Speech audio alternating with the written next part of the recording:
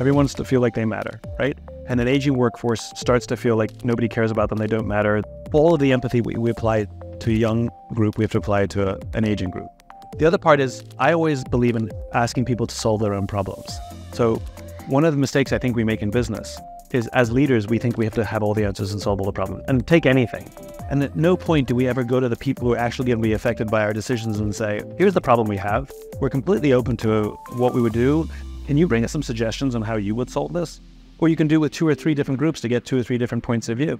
So this company that I talked about, Barry Waymiller, it's a manufacturing company. So they have a big factory and they have a huge machine and it needed replacing.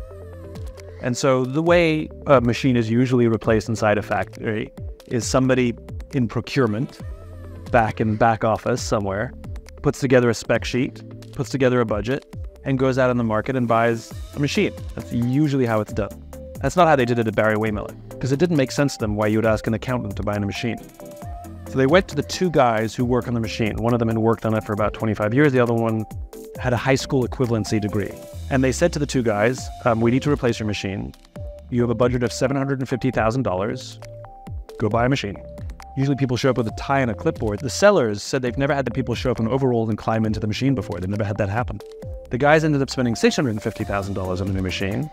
We're proud that they saved the company $100,000. But most companies wouldn't trust somebody with a high school equivalency degree to spend $750,000.